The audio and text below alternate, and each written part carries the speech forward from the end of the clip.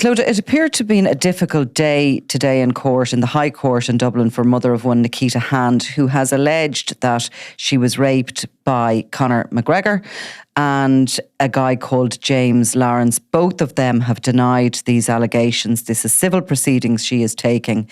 But she's in and out of the witness box in a normal way you'd see in court.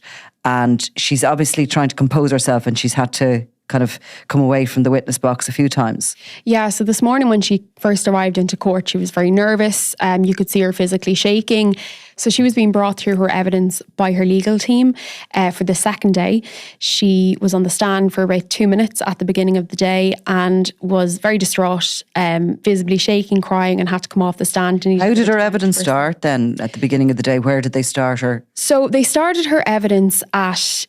They started saying, I want to bring you back to yesterday. And at the point they left off yesterday, McGregor allegedly had her pinned down on a bed. She started to explain how he had pushed his whole body weight on top of her and she couldn't breathe. She was explaining how she had her two arms up against her chest, so underneath her. And she was struggling a lot. The only thing that was free was her head. And he said to her allegedly, yeah, go on, I like that. And she said that her interpretation of that was that the more she struggled and the more she tried to get away from him, the more he enjoyed it. She was in tears at this point, saying that she was trying very hard. Graphic place to open, I suppose, this morning, wasn't it? Because, of course, the first day of the trial, she told about this Christmas party in work. She's a hair colourist and she'd been to a Christmas party, and herself and her friend end up back in this salon in Dublin. There's some social media contact with McGregor. He eventually comes to collect them. They end up back in this hotel where she claims these sexual assaults and rapes occur.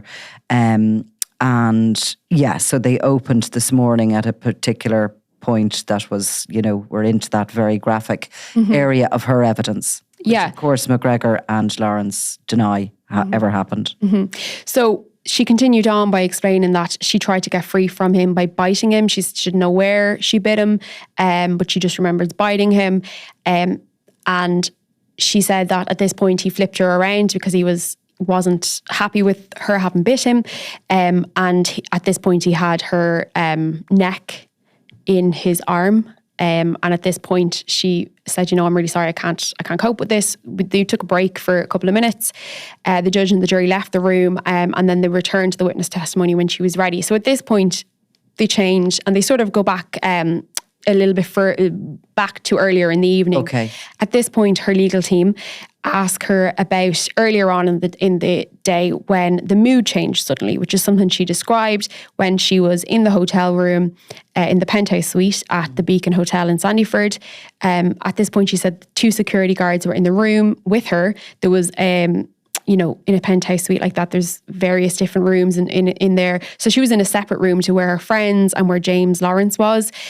She was in the room with Conor McGregor. There were 2 security guards in the room. There was one at the door and one at the window. Conor was in the room. She said that at this point she thought the mood had shifted because she thought it was strange that she was the only woman in the room with these 3 other men.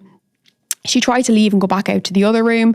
She doesn't recall exactly what happened at this point. She said that she found herself alone in the room with Conor McGregor. She didn't say when the security guards left or how. At this point, he was coming on to her and she told him she wasn't there for sex, that, she had a boyfriend and she, knew all his friends and family and wasn't there for that. At this point, she says that he pinned her on the bed.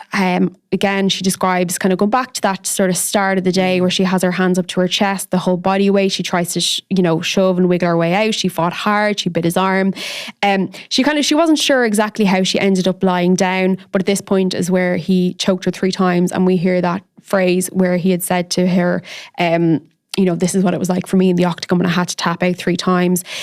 When she was choked at this point, she said on the 3rd time that she was being choked, she kind of just froze and gave up. She said that she looked at the bedpost and was thinking about her daughter because she thought she was going to die and was never going to see her daughter again. Again, he let her go at this point. She starts apologising to him because she was saying, she felt like she did something wrong in that moment, and she pled with him that she wouldn't tell anybody about what had happened. And she said that she was doing this so that she could try and kind of placate him and that so he wouldn't hurt her again. She said she thought that what he said about being in the octagon was a strange thing to say. And again, she promised him that, she wouldn't do anything. She said that at this point, she let him do whatever he wanted to do so that she could survive. Now, we're following this evidence as it was given chronologically today because it's the easiest way for you to do it through your notes, etc. But one thing that stood out for me there, we don't need detail on it because we'll go into detail in a minute, but for those listening, you mentioned daytime, okay? So we have this scenario that she's at a Christmas party and she's in touch with him. So just give us a little bit of an idea of how that ends up as daytime. So what happens is she has her Christmas party in Airside and Swords. After this, they kind of go for like an after party in the Goat pub in Goatstown. Once the Goat pub closes, I'm not sure what time it closes, early hours in the morning, they go back to the salon, which is nearby, which of course she was working at there. The manager a few of the girls went back there. They had some drink there, alcohol, and kind of around 8 a.m. in the morning, they're sort of looking to continue the party.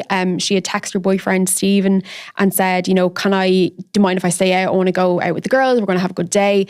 And he's like, yeah, no problem at all. Because of course they had a daughter and the daughter was at home. So she needed to make sure she was cared for. So it's around 8 a.m. is kind of when this is decided, but it's not until 10 a.m. that Conor McGregor shows up to collect her. So there's some evidence that she's in sort of contact with him on social media. There's messages going between them. And he comes in a car. Yes, comes in a car, collects them. So we're at 10 o'clock in the morning. 10 o'clock in the morning the next day. So this is on the 9th of December. 8th of December was when the Christmas party was. So that morning then, he picks them up. They're going around in a car for about 2 hours. It's not until about 12:16 p.m. that they get to the Beacon Hotel. They're in the hotel until about 4 o'clock, just to kind of jump ahead in the timeline here. So they're in the hotel until about 6 o'clock. And this is when Conor leaves with her friend Danielle, who we will hear was also there. And we'll come on to that. We'll come back to that, yeah. So that gets us to the next day and why this is daytime that she's in.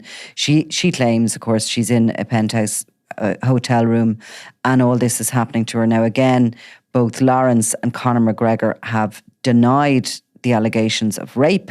They say there was consensual sexual intercourse between them happening during this sort of scenario. So continue where you're going. She's continuing to give her evidence to her legal team. So she's not yet under cross-examination. This is kind of her narrative all the while being told. Yeah, so this is her series of events. And again, a lot of this we heard yesterday in the opening, but she did go into a kind of a lot more detail about what happened that day, or what she alleges happened that day. So she kind of goes on to describe how he was being aggressive with her, pulling at her clothes. He was pushing her down and trying to make her do things, is what she said. He pushed her head down to his penis, but she kind of pushed back on that. And at this point, she can't remember if she was dressed or not, but it came to a point where both of them were naked. And at this point, she said, he raped me. He put his penis inside me in my vagina. She said she was lying down at this point on her back. She said she felt like it was going on for ages. Again, she was getting very teary. She said, I'm finding this really hard. I'm sorry. When it was over and it was done, she wasn't quite sure how long it was, but she said that when he was raping her, she felt completely numb. He was pushing her body towards him, and when, she was just froze. After this, she kind of realised she had bruising on her arms, her upper arms in particular, her wrists, bruising on her legs, her bum, her breast. She even has a cut on her breast from her watch. So she had this Michael Kors watch on that was shown in evidence to the jury. And it was this watch she had on, and kind of the way she had it on her breast kind of cut it from the pressure, is what she alleges. We then move on to sort of, she said that between this alleged incident and the time that she presented in the clinic in the Rotunda, she had no falls or any other injuries like that could have caused those bruises. And was there a detail given of how she presented in the clinic? How did she get home? Does that come in cross-examination?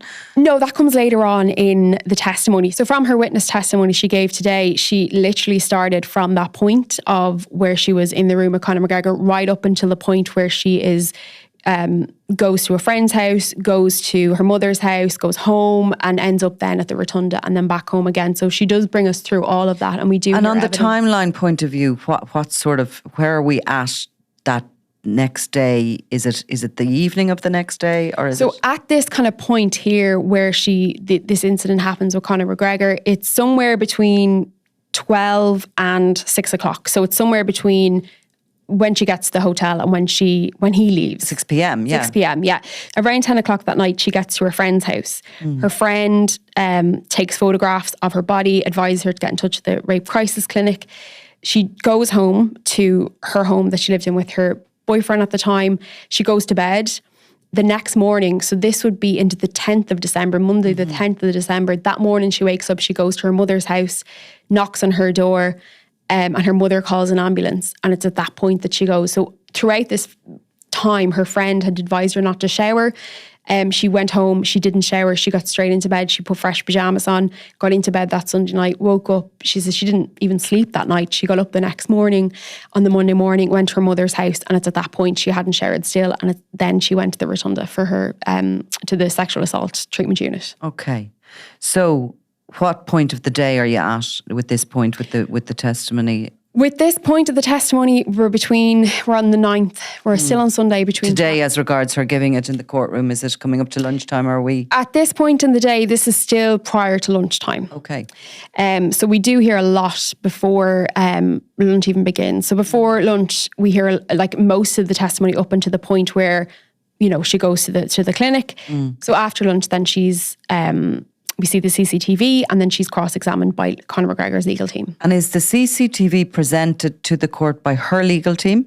Yes. And is she brought through that and asked, is that you at this point? Yes. And what does that show? They arrive, I think I saw, into the basement of the hotel in these cars, and they go up in a lift to the penthouse. So they don't really move about the hotel? There is a point where they do move about the hotel, but we'll come back to that. Basically, it was a 45-minute clip.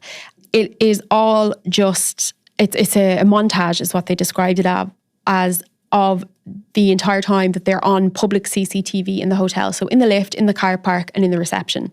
This CCTV begins at 10:16 a.m. And actually there is a tiny bit of CCTV at the start that shows them getting into Conor McGregor's car outside the salon that morning. And then there's a CCTV kind of along the road where you see them at different garages and stuff like that. So then about the last we see of the car on CCTV is around 10:17 a.m. And then they're back on CCTV at 12:16 p.m. So 2 hours later, and that's at this point that they enter the car park at the Beacon Hotel. You can see them going up in the lift. It's 2 security guards, James Lawrence, Conor McGregor, and Nikita Hand. At the only kind of thing we see after they go up into the hotel room is at 16:26. So her friend is with her too? Her friend is with her as well. Yeah. Yes, sorry. The only CCTV we see from this point is at 4:26 from the lift. And here we see an unnamed security guard who Nikita said she didn't recognise. And he's seen going into a Londis nearby to buy condoms. So we see the CCTV footage as well from him being in the store. And then we see him returning to the hotel. From there, the next thing we see on CCTV is at 6:02. It's the 2 girls. So it's Danielle and it is Nikita. We see Conor McGregor, we see James Lawrence, and we see a security guard. They leave. So Danielle leaves with Conor McGregor and a driver. Nikita stays at the hotel with James. And for about an hour, they're trying to get back into the hotel room. So I have from about 2 minutes past 6 until about, I can see here now, 4 minutes past 7. They spend that amount of time trying to get back into the hotel room. So there's a lot of, they're back on the lift, they're back outside, they're back on the lift, they're back outside. It seemed like they were trying to get a key card for the penthouse to go back up. They couldn't get past the first floor without a key card. So they eventually, I think, realised that they are unable to get back up there. So they go around and into reception. They meet a security guard at this point, one of the security guards who was with Conor McGregor, who takes them then back up to the room. And they're in the room from about 7:15. And we see them, about 7:30. And then we see them next on CCTV leaving at about 10:15 that night. So this is now still Sunday, the 9th of December, 2018. And her evidence to her legal team is that she goes from there to her friend's house.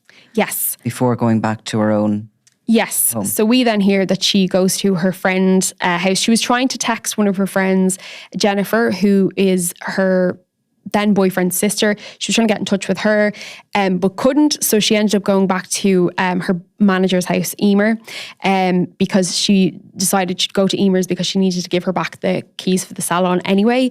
So when she gets there, she explains what happened. Her friend takes photographs of her body. She advised her not to share her, to get in contact with the Rape Crisis Centre. So she does all that. She goes home then to her house in Drimnagh. She's given fresh pajamas by her boyfriend and goes to bed for the evening. She says she can't sleep. She kind of just lies there waiting for the morning to come. She then wakes up the next morning and heads off to her mother's house. She texted her friend also, we heard later during that day, and asked her to delete all the messages or all the photographs that she had taken because she said she wasn't going to press charges. We heard a lot today from text messages that she had sent back and forth to different people, particularly in relation to Jennifer, who is, again, Steve, her boyfriend's sister. They were having a conversation about how she didn't want to press charges. She wouldn't tell her who it was who raped her. This come under cross-examination? Not or by yet. Her? No, this was all still evidence she gave to her own legal team. Yes, so this is still her legal team, and she's giving all this information to them about the conversations that she has. She was, explaining some of this text conversation was having with Jennifer was when she was in hospital. So after she goes to her mother rings an ambulance because she had the tampon inside her and wanted that removed. The guards arrived, and the guards she said that they came into her mother's bedroom and they frightened her because she really didn't want, she kind of said that she got really nervous and scared. She lost it because she didn't want to press charges. And she kind of said in text messages, she had said that she wouldn't press charges because she was afraid of the person, and she was also questioning whether or not the police could do something without her saying anything. So she wasn't sure if they would need her testimony to actually press charges. She described how when she went to the hospital, there was evidence given yesterday by the doctor who removed the tampon from her. She described how it was the worst pain of her life. There was a lot of that in the text messages between herself and Jennifer, describing what had happened, how fearful she was. She didn't even want to tell her sister-in-law who it was. She had asked the sister-in-law not to ask Steve who the person was. She said it was too traumatizing. She didn't want to get the guards involved because he'll probably get away with it.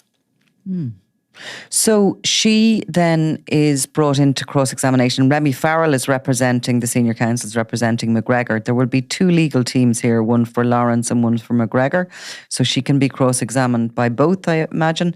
But for the moment and for the rest of the day, she's under cross-examination by McGregor's senior counsel. And of course, McGregor and Lawrence claim that they have had consensual sex with this woman. They're completely denying the allegations of rape. And again, these are civil proceedings because the Director of Public Prosecutions here in Ireland decided not to take a criminal case against either of them. So under cross-examination. Yeah, so actually just before the cross-examination began, we heard the letters that were sort of sent to and from the DPP and Nikita, because when they directed no prosecution, she appealed it and she asked for an explanation. There was kind of this to and fro of kind of the official letters. Well, there was not enough evidence. It has to meet a certain standard, etc., etc. But during the cross-examination, they started asking a little bit about where the Christmas party was, where they had been, why they were in the salon, kind of the alcohol that had been taken, asked about cocaine use. And what sort of amounts was there? So he kind of said, he said, I don't need to know exactly how many grams, but what would the normal amount be? And she said a line between girls having a good time. She didn't really kind of specify how often they had cocaine, how much of it, how many of them were sharing a line, what the value of a line was. But that was sort of where she went with that. It was kind of, they went into talking a lot about that. About detail what she'd had to drink? She said that she had about 9 beers and 3 Bacardis, and she said that was about a ballpark as well as the cocaine. She said that it was a kind of a moment of madness deciding to go out with Conor. So the cross-examination began with text messages that she had sent to her partner, Steve. The first one was at 4:25 a.m. So that was in the early hours of the morning at the salon. She said, "Hey babe, just back in the salon, just wanted to let you know." And at this point, she sent a picture of herself and her friend in the salon beside the basins. About 4 hours later, she texted him again and said, "Is it okay if I go out with everyone today?" She said that they were all going out and she wanted to ask him first if that was all right.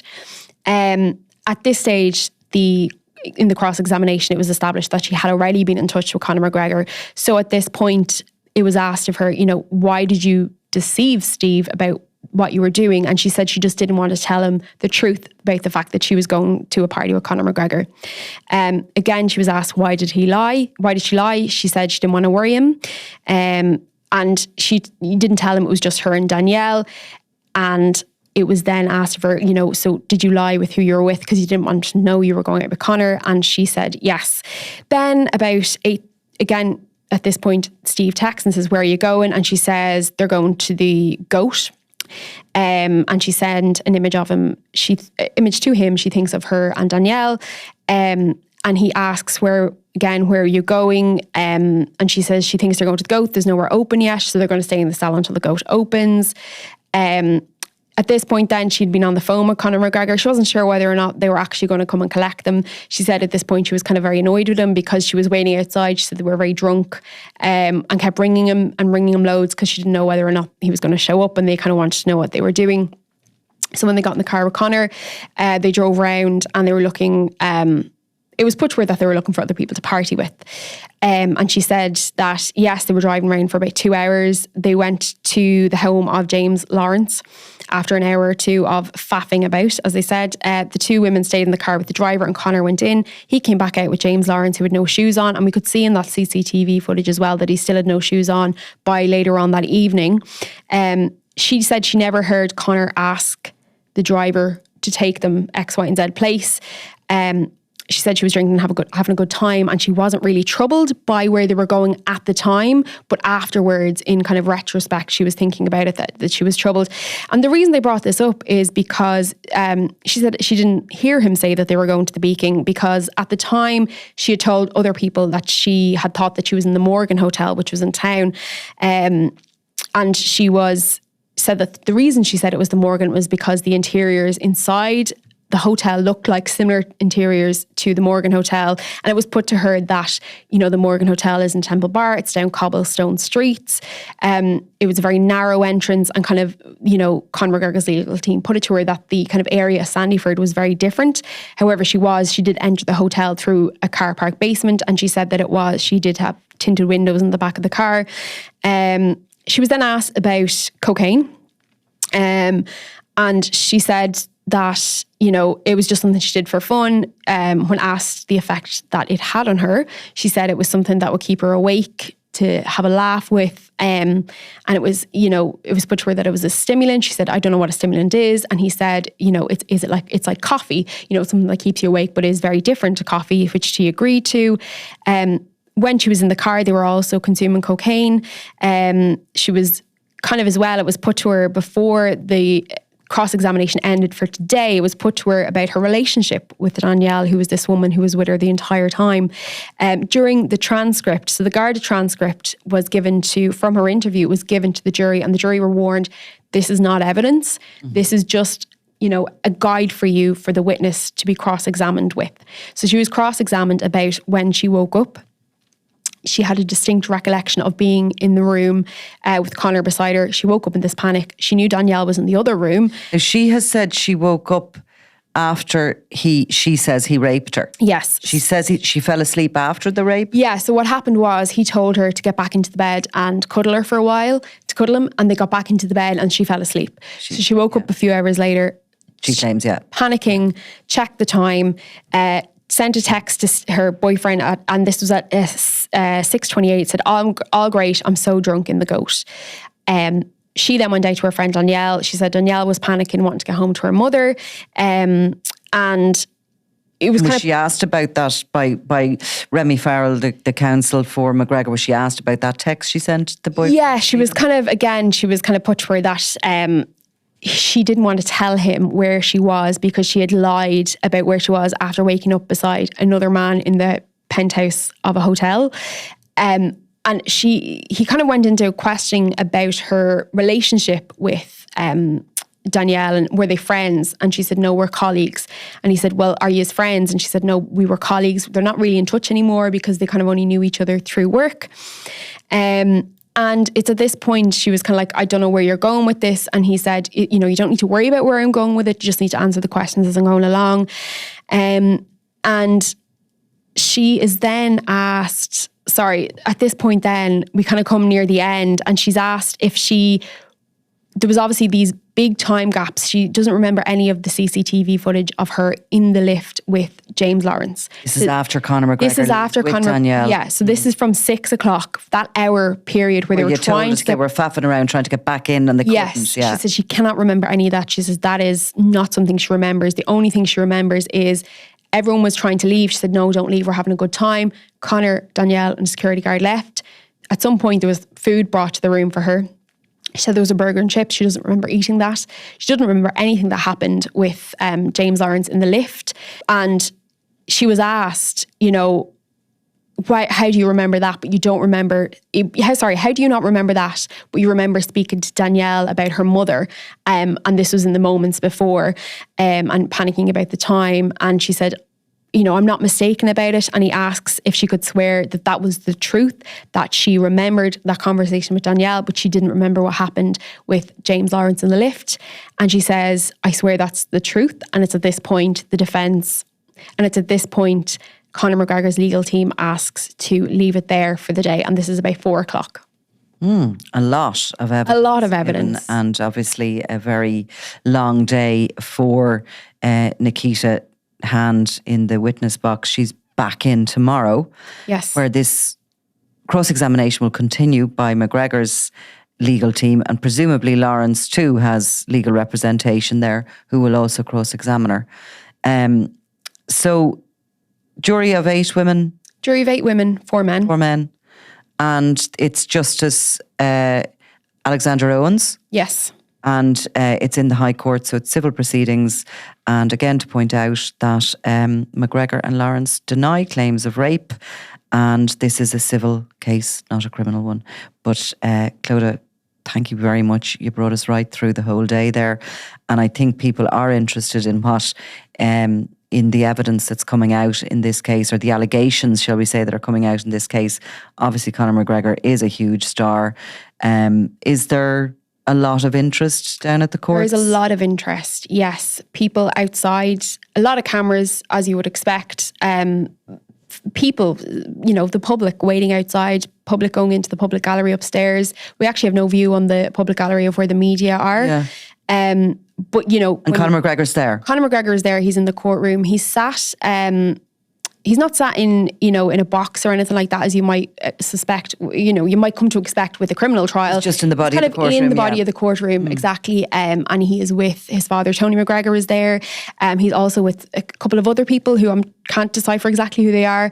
And then, of course, there's, you know, the Nikita and her family are there. There's a jury, there's media. It's all the usual makings of a courtroom. Okay, right. So look, we'll come back to this as we follow this case very closely. So thank you very much, Clodagh Meaney. Thank you, Nicola.